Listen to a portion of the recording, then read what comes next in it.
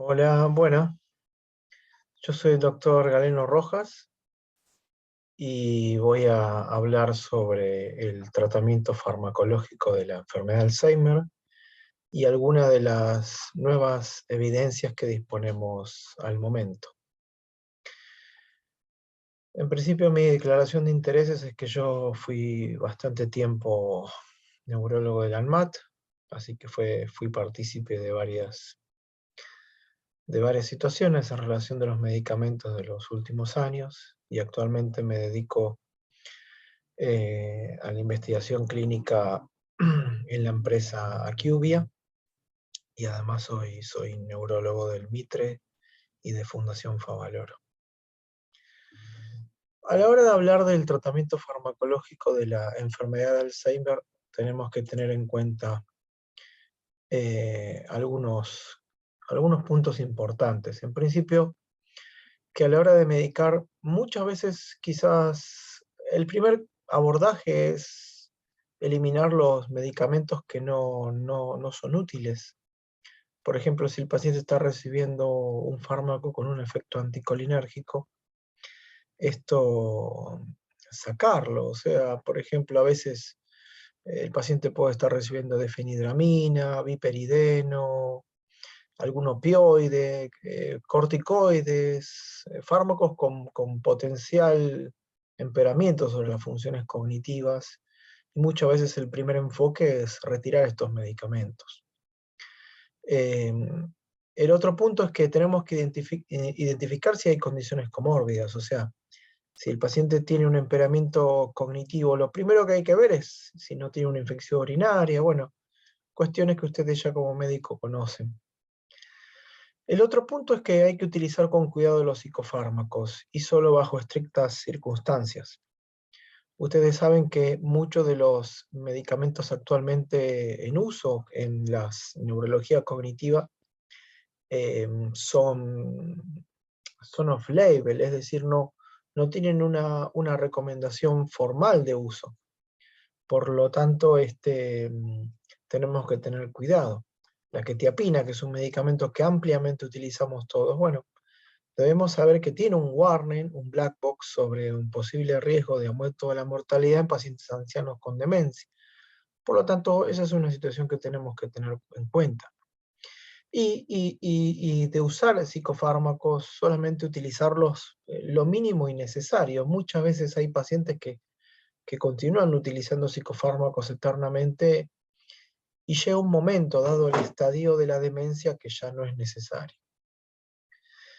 El cuarto punto es utilizar los medicamentos que están aprobados, indicados para la enfermedad de Alzheimer. Esto implica varios puntos, ¿no? Entender qué significa que un medicamento esté indicado. Esto es cuando existe evidencia clínica basada en ensayos clínicos y además que está aprobado por la agencia regulatoria. Y de eso vamos a hablar un poco más adelante. A la hora de hablar de medicamentos, debemos siempre recordar la pirámide de la evidencia. La pirámide de la evidencia significa que los mejores datos que disponemos a la hora de evaluar un medicamento son los ensayos clínicos randomizados y sus metaanálisis. Y en la base, como peor opción, están las opiniones personales, las ideas, las editoriales, las investigaciones básicas que se pueden obtener en in vitro o en animales. Esto es una evidencia de menor nivel, porque está sesgado por múltiples situaciones, por modismos, por costumbres, por conflictos de intereses. Por eso siempre la base de la prescripción tiene que estar basada en la pirámide, que es los ensayos clínicos y los metaanálisis. En contrario, tenemos la pirámide de la pseudoevidencia, de la pseudociencia, que es las intuiciones, lo que yo puedo creer. Muchas veces los medicamentos están basados en lo que un experto cree. Qué sé yo, ahora van a ver, les voy a mostrar algunos ejemplos, pero esto es un error. Los medicamentos tienen que siempre ser prescriptos, como decía el doctor David Sackett, fallecido recientemente, y él postulaba la medicina basada en evidencia como una práctica cotidiana, siendo esta la integración de la experiencia clínica individual nuestra con la mejor evidencia clínica externa disponible, basada en los estudios clínicos obviamente, y los valores y expectativas del paciente. Es decir, integrar los datos, la estadística, como así decirlo, con el paciente. Por eso yo voy a empezar esta charla con un caso clínico, con un caso real. Sin embargo, a veces los médicos somos un poco así, somos a veces un poco cuadrados. Si no, miren esto. En nuestro país todavía se recetan preparados magistrales, para el deterioro cognitivo, para los trastornos psiquiátricos, para dormir, etc. Y si ustedes se fijan, esto que es una foto real, esto no tiene ninguna razón de ser desde un punto de vista farmacológico. Mezclar GABA con clonazepam, mezclar aminoácidos con fluoxetina, con triptofano, el precursor de la serotonina, farmacológicamente no tiene ninguna razón de ser. Además que esto no está aprobado por la ANMAT. Pero también el error puede caer en la agencia regulatoria. Esto sucedió cuando la FDA aprobó el donepezilo de 23 miligramos. La explicación era para prolongar la patente, pero bueno, al día de hoy nadie utiliza donepezilo de 23 miligramos. Si bien está aprobado por la FDA, acá en Argentina esto nunca se llegó a comercializar. Algunos médicos a veces malinterpretan que dar 2 comprimidos de donepezilo de 10 miligramos sería algo así como lo mismo, pero también es un error, porque este preparado originalmente es de liberación prolongada, o sea, no es lo mismo dar 2 comprimidos de 10 que son de liberación inmediata que dar uno de 23 con una liberación especial. Eso aumentaría potencialmente la liberación del fármaco con muchos efectos adversos. Pero empecemos la farmacología con un paciente, como dice David Sack. Este es un paciente real que me consultó hace poco, vía virtual, o sea, por Zoom. Es un paciente que reside en Estados Unidos, que vive en Estados Unidos, que fue diagnosticado y atendido en Estados Unidos, pero bueno, por varias razones decidió consultarme. Y lo traigo a colación porque, bueno, Estados Unidos vive, por lo menos en tema de medicamentos, unos meses antes que Argentina, porque vieron, la vía de aprobación de medicamentos acá lleva un tiempo, y los medicamentos obviamente se comercializan primero en los países de origen. Así que lo traigo como ejemplo porque es una forma de adelantarse unos meses al futuro. Este es un paciente de 76 años, una paciente con un deterioro cognitivo leve, debido a enfermedad de Alzheimer, o sea, estos saben que cumple los criterios de enfermedad de Alzheimer, porque tiene biomarcadores de amiloide positivos, pero clínicamente es un deterioro cognitivo leve, no está demente la paciente. Esta es una paciente que empezó en el 2016, o sea, ya hace más de 5 años con sus olvidos, que sus olvidos siguen progresando, pero la paciente sigue estando independiente, sigue siendo autoválida, sigue estando preocupada por su falta de memoria, y no tiene trastornos motores, no tiene trastornos psiquiátricos, nada de otro tipo. Tiene una resonancia, que yo pude ver el informe, que cuenta que hay una pérdida del volumen hipocampal asociado a dilatación ventricular ex vacuo, y estos resultados soportando una neurodegeneración temporal mesial. Como les dije, tiene el beta-amiloide positivo, en este caso el radiofármaco, el radiolabel fue el florbetapir. El test neurocognitivo que directamente informa que esto es un trastorno neurocognitivo mayor. Ustedes saben que esta es la definición nueva del DSM-5. Y el neurólogo de allá decidió indicarle donepezilo de 5 miligramos. Y como dato de relevancia, en el 2021, o sea, el año pasado, la paciente participó en un ensayo clínico de Lilly, que es el AACI, con el fármaco donanemab. Es un estudio actualmente en curso, en fase 3, que ya está terminando la fase 3, y la paciente se retiró de este estudio por una reacción alérgica, entonces por eso discontinuó el tratamiento, pero llegó a recibir varias dosis del donanemab. En ese contexto es en el que se realizó el PET-amiloide fluorbetapir positivo. Después, como otros datos, no tiene muchos más datos de relevancia, el examen neurológico es completamente normal, y actualmente tiene un MoCA de 12. Y bueno, el planteo conmigo es cómo seguir, desde ya que el donepezilo me pareció bien, si bien todavía no está demente, y el donepezilo está indicado para demencia de grado leve a severo, la paciente está progresando su deterioro cognitivo. Y el otro punto es, bueno, ¿qué le va a esperar a la paciente de aquí en más? ¿Qué sucede con esta paciente? Tiene un Alzheimer por fluorbetapir, y bueno, ¿qué le decimos a esta paciente? ¿Qué es lo que le va a suceder? Un poco esto es lo que tenemos que entender de los biomarcadores positivos.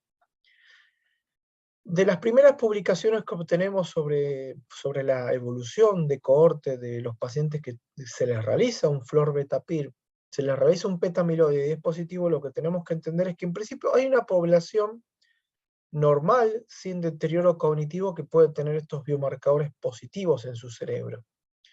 Pero es lo mismo que ocurre con el amiloide en cerebros normales.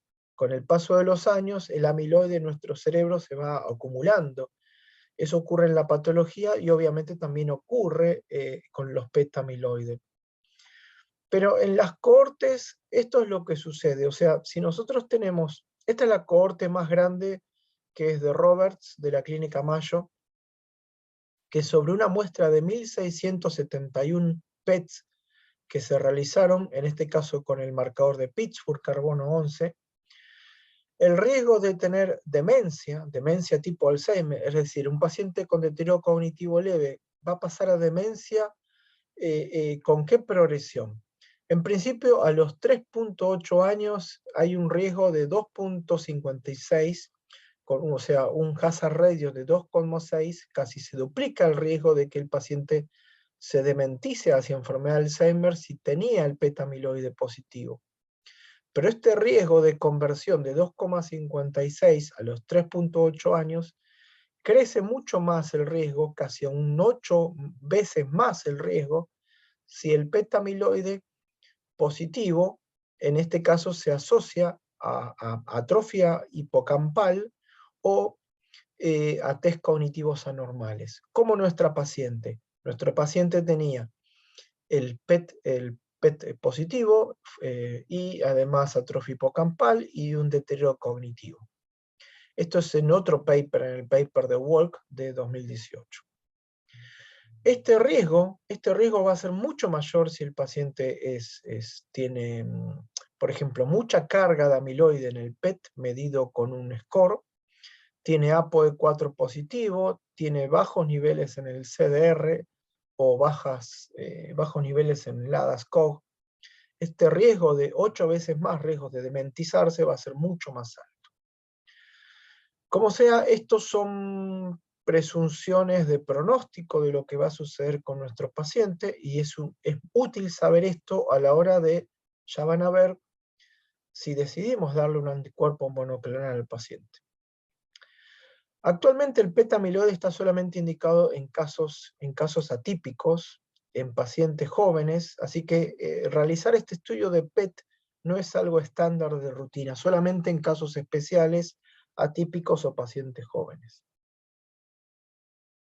Ahora, esta paciente está en Estados Unidos, por eso yo traje el ejemplo. Esta paciente puede potencialmente recibir, además de los fármacos estándares, donepezilo, memantina, etc., estos tratamientos que actualmente no están disponibles en Argentina. Uno es el suvorexant, que es un antagonista de orexina aprobado para el trastorno del sueño en pacientes con enfermedad de Alzheimer. No tiene insomnio, pero bueno, es bueno que lo sepan. Un tema en discusión, no voy a decir mucho más, pero es la pimavanserina, que es un agonista inverso 5-HT2A, es un antipsicótico atípico, y que si bien está aprobado para la demencia, para los trastornos conductuales, perdón, de los pacientes con Parkinson, está en revisión su uso como antipsicótico para la enfermedad de Alzheimer.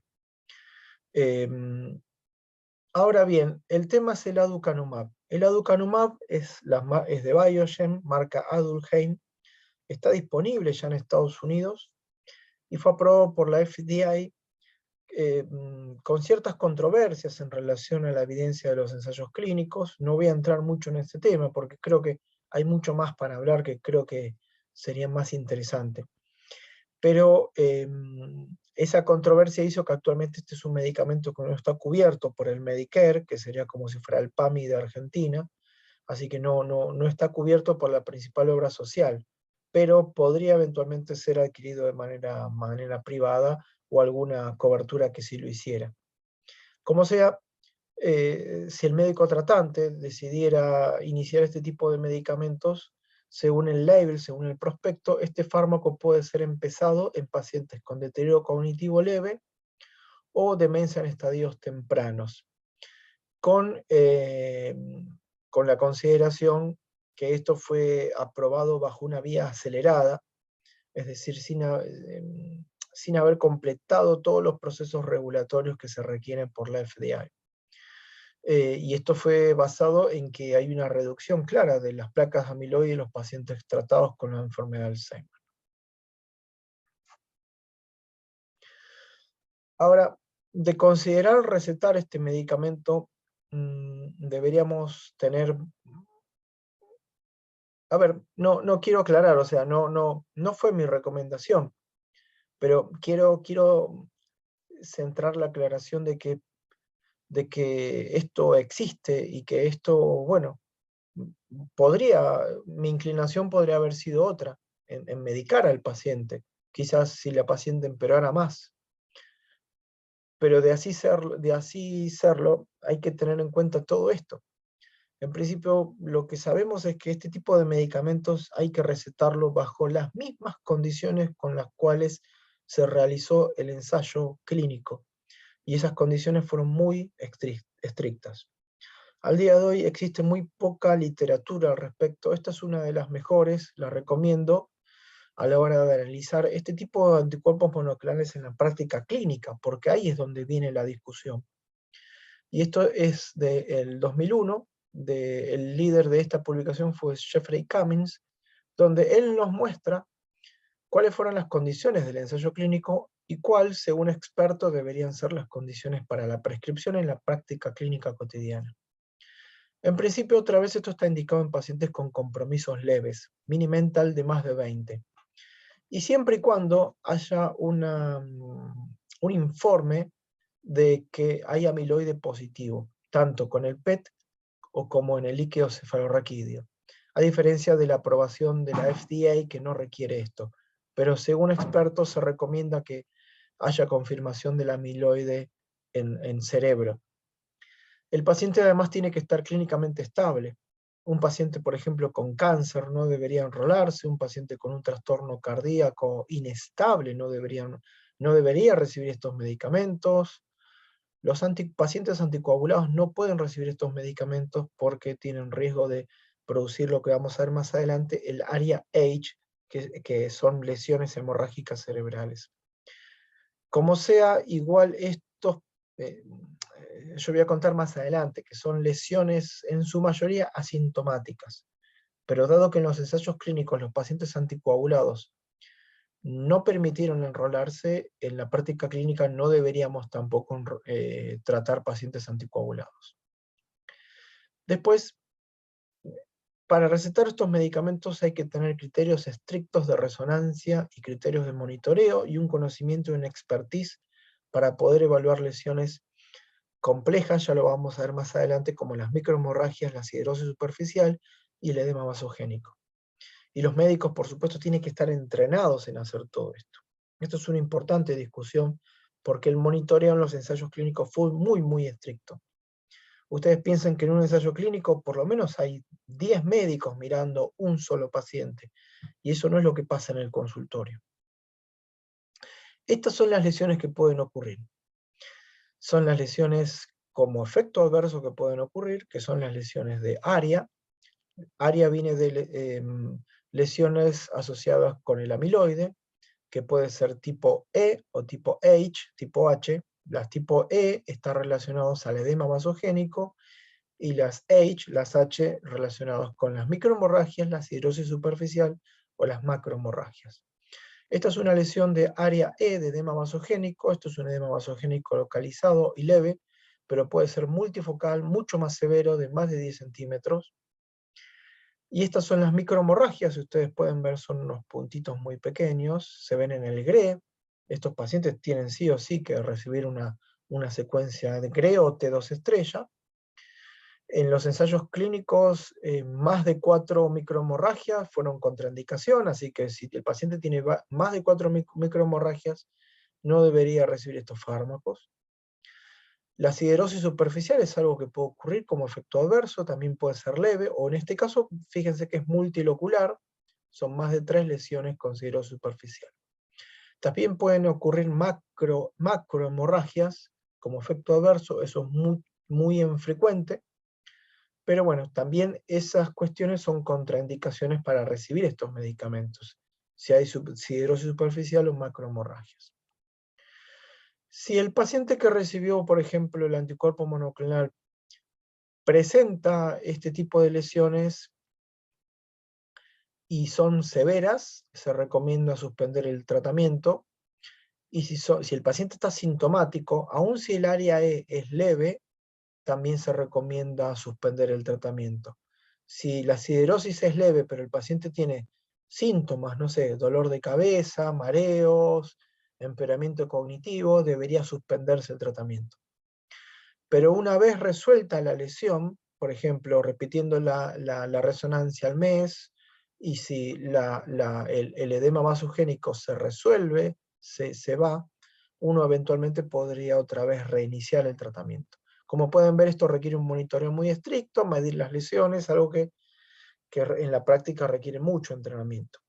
Si el paciente no puede resonarse, por ejemplo, que tiene un marcapaso, directamente un paciente con marcapaso no es candidato de ninguno de estos anticuerpos monoclonales. Y acá hago la extrapolación a los otros, porque la mayoría de todos los anticuerpos monoclonales en estudio, donanemab, por ejemplo, gantenerumab, por ejemplo, tienen las mismas consideraciones, los mismos potenciales efectos adversos neurológicos y las mismas consideraciones de monitoreo en las resonancias. Así que acá tenemos un área E severo, que de edema vasogénico severo arriba, y un área H con microhemorragias, pero también esta imagen nos muestra que el área E también puede ocurrir en sujetos sin inmunoterapia. Los sujetos sin inmunoterapia pueden tener lesiones tipo área E. En general son más leves, y las microhemorragias, ustedes saben que los pacientes con enfermedad de Alzheimer pueden tener microhemorragias y también siderosis superficial. Como sea, estos fueron los criterios de exclusión en los protocolos y son los pacientes que no deben recibir anticuerpos monoclonales. Los pacientes que tienen hemorragias, macrohemorragias, varias microhemorragias, infartos corticales, siderosis superficial, mucha lesión de sustancia blanca, porque obviamente va a ser otra patología.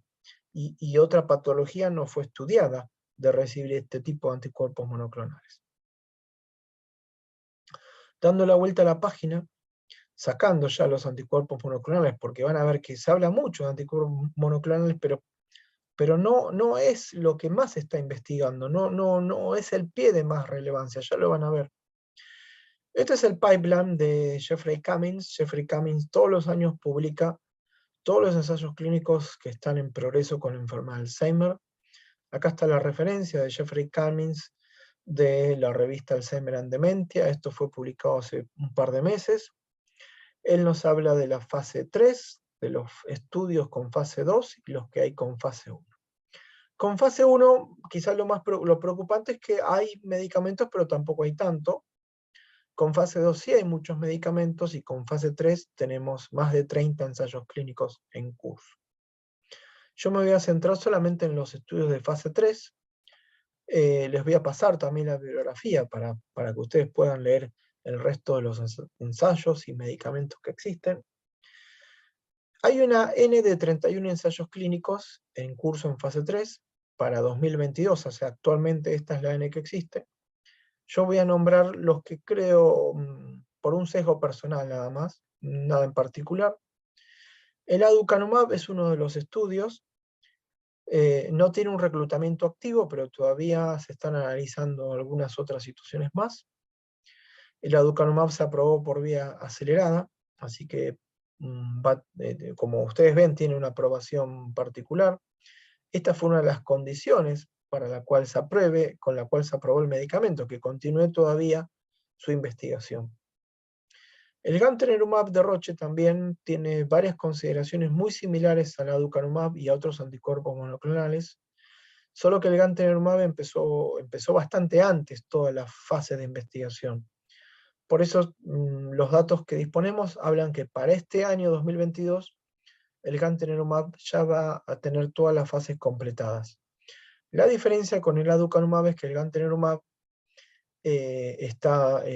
su solicitud fue por vía convencional, o sea que de aprobarse tendría una aprobación convencional, normal. Lo mismo el donanemab de Lilly, que todavía le faltan unos meses, pero ya está terminando la fase 3, también va a tener una aprobación de tenerla por vía convencional. Lecanemab es otro, quizás está todavía en fase acelerada. TRX0237 es otro que lo nombro porque es interesante al ser un anti-tau.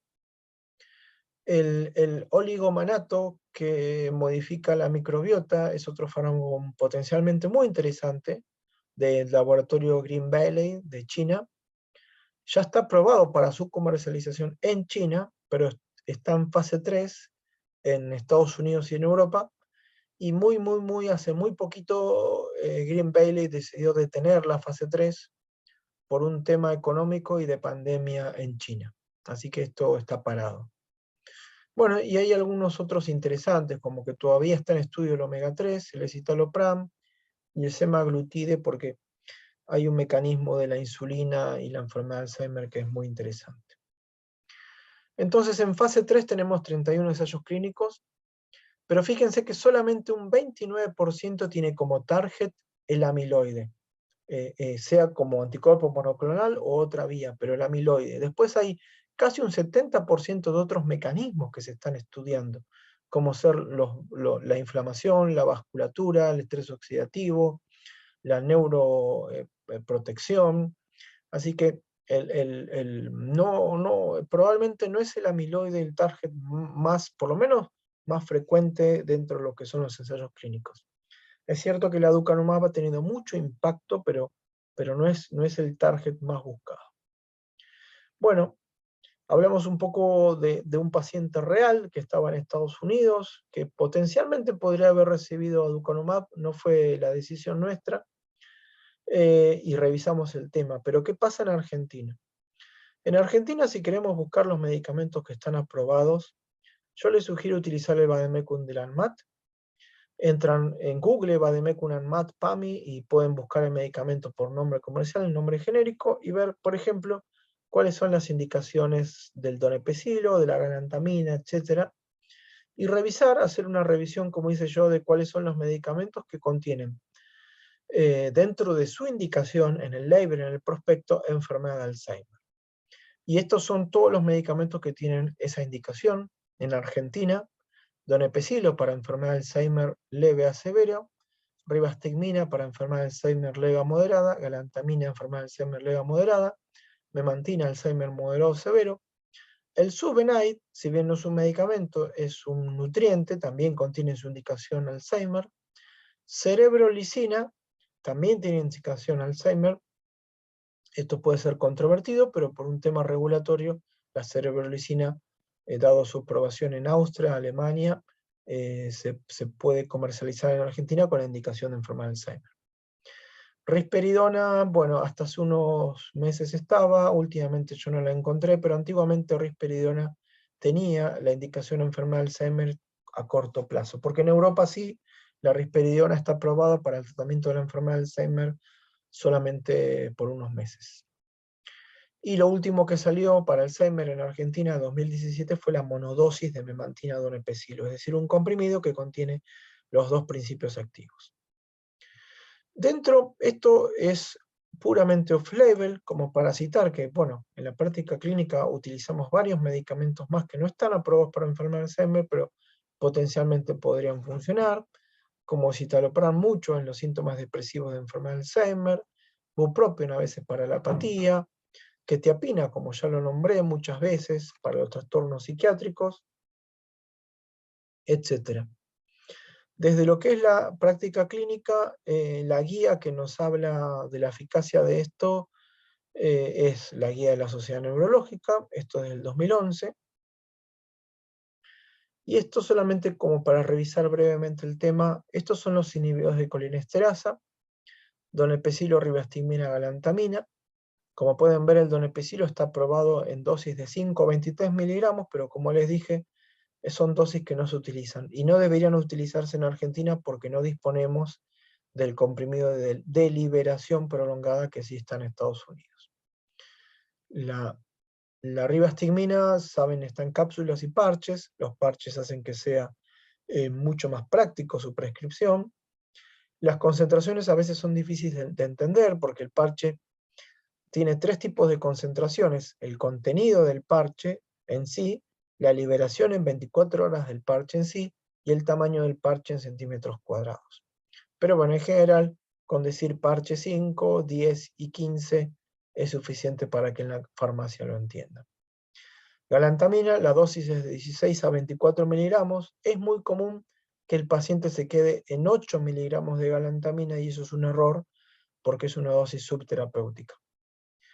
El efecto de los inhibidores de colinesterasa es dosis dependiente. En los ensayos clínicos significa que mientras más dosis reciban los pacientes, mejores beneficios van a tener cognitivamente, funcionalmente y conductualmente. Esta es una tablita que la tienen acá en esta grabación. Es para ver algunas consideraciones. Bueno, si el paciente recibe antiarrítmicos, mejor que no reciba donepezilo por las interacciones con el P450. Lo mismo con galantamina. Si el paciente tiene insuficiencia renal, ojo con la rivastigmina o con la memantina. La memantina, no todos saben que si el paciente tiene insuficiencia renal severa, no hay que dar 20 miligramos, sino 10 miligramos. Y los efectos adversos en general son para los inhibidores de colinesterasa los derivados de los excesos de acetilcolino, como diarreas, bradicardia, etc. Memantina en general es muy bien tolerada, pero el problema son a veces los trastornos conductuales de insomnio, excitación a veces a la noche, irritabilidad. Por eso la memantina se trata de no dar a la noche, ¿no? Esto es algunos tips de los inhibidores de colinesterasa. El donepezilo, como tip, lo que tiene que es muy fácil titular. Estos son precios del 2021, octubre, pero en general donepezilo es el inhibidor de colinesterasa más barato de todos. El donepezilo tiene una desventaja en el consultorio, que es el único venta bajo receta archivada, o sea que para el donepezilo hay que hacer 2 recetas, hay que hacer duplicado. Esto es nada más un poquito más de tiempo, pero sepan eso. Rivastigmina y galantamina no, son venta bajo receta simple, pero son más caros. Y rivastigmina, por ejemplo, no se metaboliza por los citocromos. Rivastigmina farmacodinámicamente tiene doble mecanismo de acción porque inhibe la acetilcolinesterasa y además inhibe la butirilcolinesterasa. También lo hace la galantamina, que inhibe la acetilcolinesterasa y además es un agonista nicotínico presináptico. Pero la galantamina es el más caro actualmente en Argentina. Otro tip de los inhibidores de colinesterasa con un nivel de evidencia bajo es que si el paciente, luego de varios meses de tratamiento, o un año, pongámosle, o 2 años en realidad, según este paper, el paciente seguir progresando, deteriorándose y habiendo estado medicado con donepezilo, por ejemplo, podríamos rotarlo a rivastigmina o galantamina, que tienen otro tipo de mecanismo de acción distinto, y así obtener mayor eficacia. Pero eso está basado en evidencias clínicas de baja calidad. De todas maneras es algo que hacemos la mayoría en la práctica clínica. La memantina, 2 palabras, es un muy buen medicamento, pero está indicado más para casos moderados a severos. Y como comenté, lo último que ha salido en Argentina fue las copias del Namsaric, que es la monodosis de memantina donepezilo. Como regla, esto es muy práctico porque en una pastilla están los 2 medicamentos, memantina, donepezilo, pero sepan que no es un tratamiento de inicio. Esto está indicado para casos moderados a severos de enfermedad de Alzheimer en pacientes ya estabilizados con los tratamientos. ¿Por qué?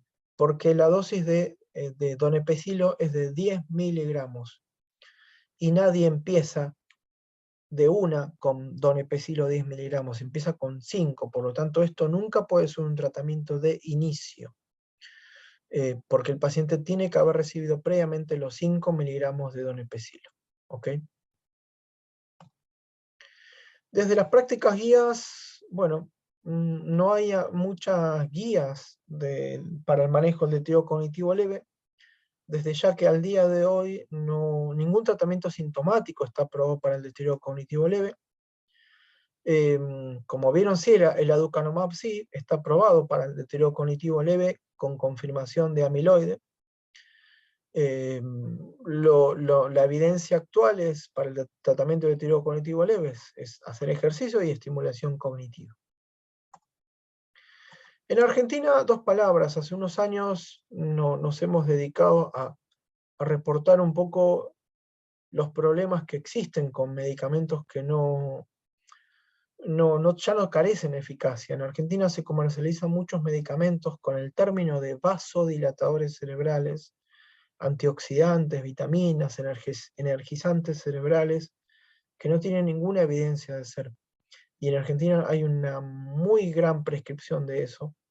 No me voy a detener en detalles. Esto es un paper que hicimos por el 2013 con un análisis de millones de prescripciones y encontramos que en Argentina el problema es muy grande, con grandes prescripciones de ergotoxina, que es un ergolínico con riesgo de fibrosis cardíaca, fibrosis pulmonar, que ya no se utiliza en ninguna parte del mundo. Solamente por decir un ejemplo, la dihidroergotoxina. Pero hay todos otros medicamentos que no tienen eficacia en Alzheimer, como la nimodipina, por ejemplo, y en Argentina se prescribe mucho. Esto lo decía el paper del 2013. Pero después volvimos a repetir la experiencia ya en el 2020 con la colaboración del doctor Julián Bustín en PAMI, donde analizamos lo mismo, misma población PAMI, misma muy alta tasa de prescripción, mayor que la que habíamos hecho en el 2013, pero esta vez analizamos los costos, y los costos que esto genera para el Estado son altísimos. En Argentina se utiliza una gran cantidad de medicamentos sin eficacia demostrada para el tratamiento del deterioro cognitivo, y en términos concretos esto representó 20 millones de dólares utilizar todos estos medicamentos. Si lo comparamos con el artículo previo que nosotros hicimos en el 2009, el problema se incrementó en un 150%. Acá tienen la cita si quieren leer más. Esta es una publicación que, bueno, no ha tenido demasiada publicidad, pero creo que para el sistema de salud tiene un resultado muy rotundo en términos económicos. Y lo que dice el doctor Fisher es que la mitad de los medicamentos actuales podrían tirarse por la ventana, si no fuese porque podrían ser comidos por los pájaros.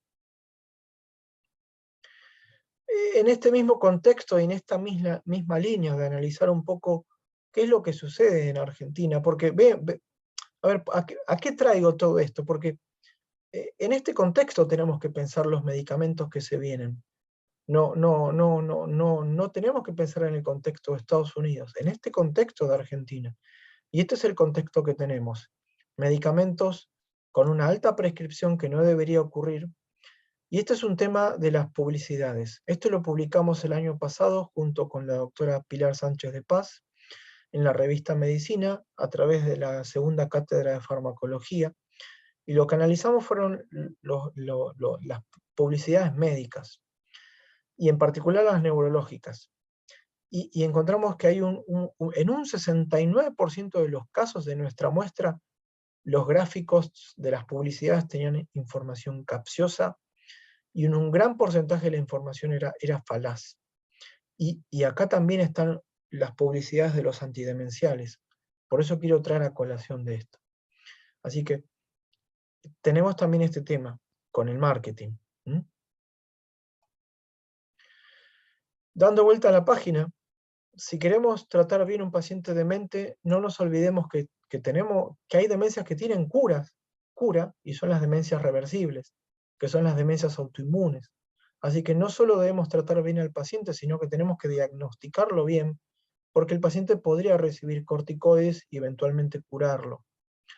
Yo tuve la suerte de ser parte de esta guía nueva de encefalitis autoinmune dentro del consorcio de la Autoimmune Encephalitis Alliance de Europa, y la recomiendo porque se han investigado y analizado algunos aspectos nuevos sobre la encefalitis autoinmune. Volviendo al tema y ya cerrando, nuestros medicamentos entonces los nuevos medicamentos tienen que ser vistos dentro de este contexto.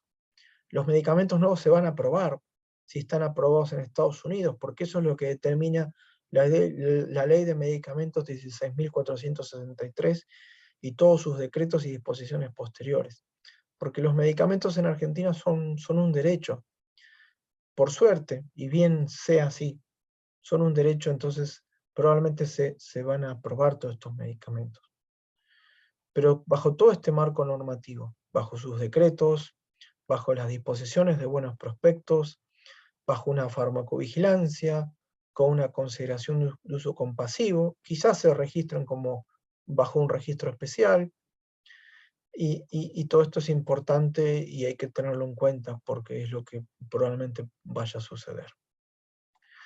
Finalizando entonces, los tratamientos para deterioro cognitivo siguen siendo sintomáticos: donepezilo, rivastigmina, memantina. La farmacología creo que está repleta de sesgos conscientes e inconscientes, y quiero decir que está la farmacología en nuestro país dentro de todo un contexto de evidencia, de análisis, político también. Yo creo que como especialidad existe la farmacopolítica, y eso hay que saberlo, para poder entender lo que sucede en nuestro país. Pero siempre debemos tratar de prescribir lo mejor posible, con lo mejor disponible para nuestros pacientes con la enfermedad de Alzheimer actualmente, y en el futuro para nuestros pacientes con deterioro cognitivo leve, ¿sí? Así que bueno, muchas gracias. Después seguramente tendremos un encuentro crónico para discutir. Así que bueno, muchas gracias por escuchar.